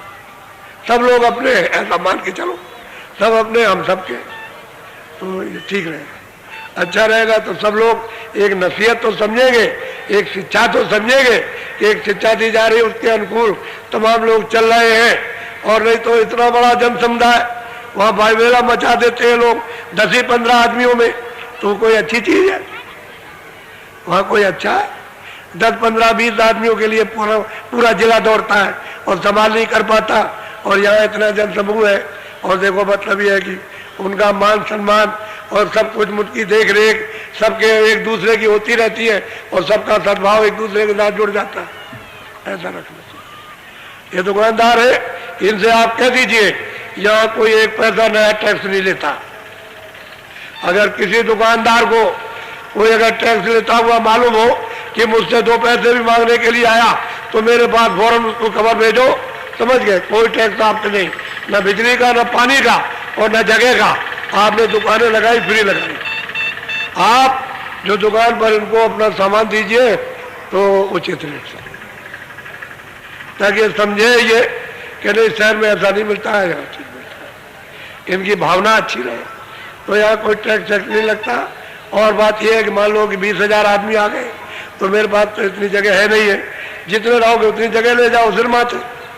हम तो खुद ही इंतजाम, मिट्टी हजारों आदमी रोज आज 2 महीने से लगे हुए डाल रहे, इस सड़क को इतना चौड़ा किया, सब कुछ उधर बनाया, इधर ये सब कुछ किया, तो इन लोगों के लिए कि भाई ये लोग आएंगे आराम से अपनी दुकान लगाने, अपने लोगों के लिए भी, वो भी रहे, ये भी रहे, वो भी फायदा करे, उनको भी फायदा हो जाए।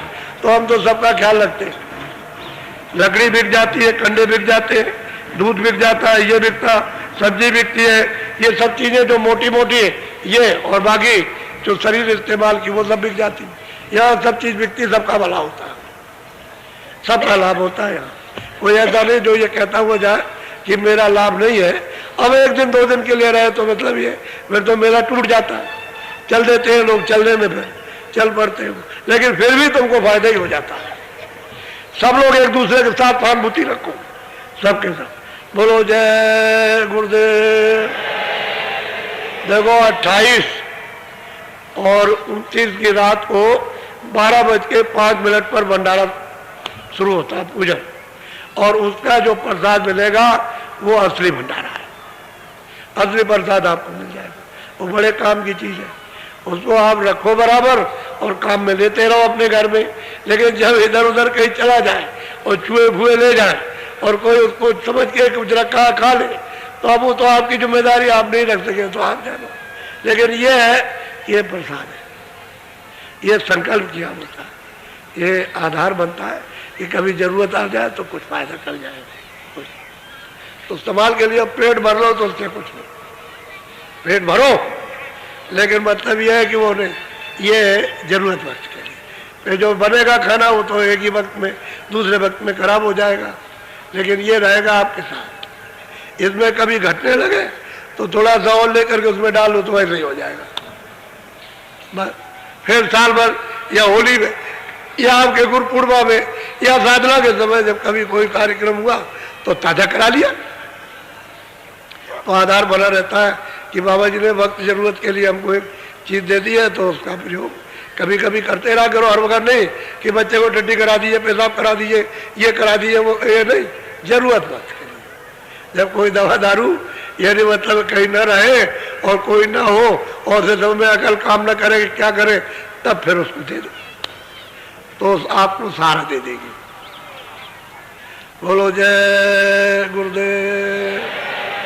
अच्छा देखो मेरी बात सुनो, लोग बहुत आ गए, गन्ना पूरा पड़ेगा नहीं,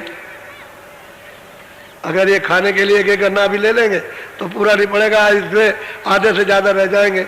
तो आप लोग 1000 आदमी वहाँ पूरब में, इधर इस तरफ में आश्रम के अंदर पीपल है उसके अंदर चले चलो, 1000 आदमी गन्ना कटवा दो और कटवा करके ताकि जल्दी से आ जाए फौरन।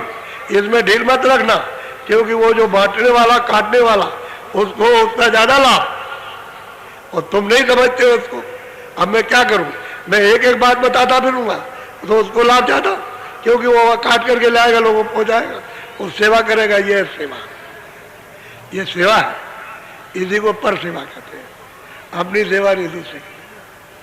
तो आप चले चलो 1000 आदमी और वहाँ लोग रहेंगे और वहाँ वो बताएंगे फर्श काटने और उसकी पत्ती हत्ती निकाल कर अलग कर दीजिए और बस उसको बताओ कि बस एक जगह जगह जगह इकट्ठा करके अभी आता लोगों को दे दिया जाएगा। इतना याद रखो, गन्ना खाओ, एक बार नाश्ता मत करो, पहले चाय भी मत पियो, पहले यही चाय बन जाएगी, आप पियो तो जरा सा, चाय यही बन जाएगी, आप घबराइए नहीं, ये चाय और कुछ बन जाएगा। तो देखो